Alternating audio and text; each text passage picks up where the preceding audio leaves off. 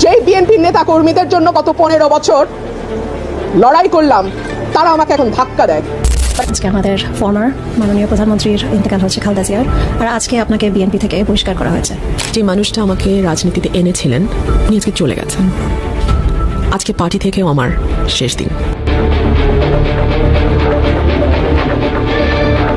15 বছর ধরে যে দলটির জন্য রোদ বৃষ্টি মামলা হামলা উপেক্ষা করে লড়াই করেছেন, আজ সেই দলই এক কলমের খোঁজায় শেষ করে দিল 17 বছরের সম্পর্ক।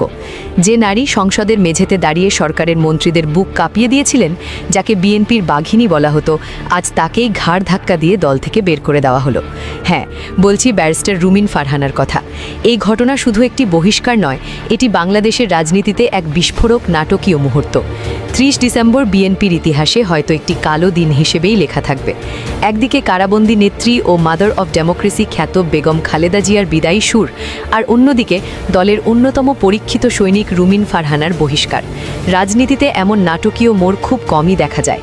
তারেক রহমান দেশে পা রাখার সঙ্গে সঙ্গেই যেন দলের ভেতরে শুরু হয়ে গেল এক শুদ্ধি অভিযান। আর সেই অভিযানের প্রথম বলি হলেন রুমিন ফারহানা।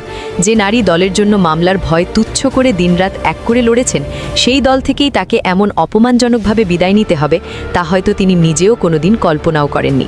ঘটনার সূত্রপাত ব্রাহ্মণবাড়িয়া 2 আসন নিয়ে। সরাইল ও আশুগঞ্জ উপজেলা নিয়ে গঠিত এই আসনটি বিএনপি হাইকমান্ড জোটের স্বার্থে জমিয়েতে উলামায়ে ইসলামের নেতা মাওলানা জুনায়েদ আল হাবিবকে ছেড়ে দেওয়ার সিদ্ধান্ত নেয়।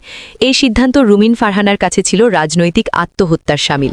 সবাই ভেবেছিল দলীয় শৃঙ্খলার প্রতি শ্রদ্ধা দেখিয়ে তিনি হয়তো চুপচাপ সরে দাঁড়াবেন, কিন্তু বাস্তবে ঘটল তার ঠিক উল্টোটা। তারেক রহমানের সিদ্ধান্তকে তোয়াক্কা না করে রুমিন ফারহানা ঘোষণা করলেন তিনি মাঠ ছাড়বেন না। দলের কঠোর নির্দেশ অমান্য করে তিনি স্বতন্ত্র প্রার্থী হিসেবে মনোনয়নপত্র জমা দিলেন। এখানেই নড়ে চড়ে বসে বিএনপির শীর্ষ নেতৃত্ব। প্রশ্ন উঠছে, কেন তারেক রহমান দেশে ফিরেই রুমিন ফারহানাকে সহ্য করতে পারলেন না? কেন রুমিন দলের সিদ্ধান্তকে বৃদ্ধাঙ্গুলি দেখিয়ে একাই লড়াইয়ের সাহস দেখালেন? এই বিদ্রোহ কি শুধুই এমপি হওয়ার লোভ, নাকি এর পেছনে আছে দীর্ঘদিনের জমে থাকা ক্ষোভ?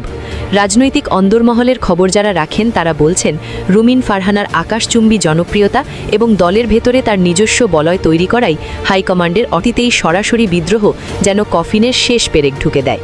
তবে রুমিন ফারহানা যে সহজে দমে যাওয়ার পাত্রী নন, তা তার রক্তেই মিশে আছে। তিনি শুধু বিএনপি নেত্রী নন, তিনি মহান ভাষা সৈনিক অলি আহাদের কন্যা। যে অলি আহাদ সারা জীবন আপোষহীন রাজনীতি করেছেন এবং 1973 সালে তৎকালীন আওয়ামী লীগের প্রবল জোয়ারের বিপক্ষে দাঁড়িয়ে স্বতন্ত্র নির্বাচন করার সাহস দেখিয়েছিলেন। ইতিহাস আজ অদ্ভুতভাবে ফিরে এসেছে। 2026 সালে এসে তার মেয়েও বাবার পথেই হাঁটলেন। বাবার রক্তজার ধমনীতে তিনি কি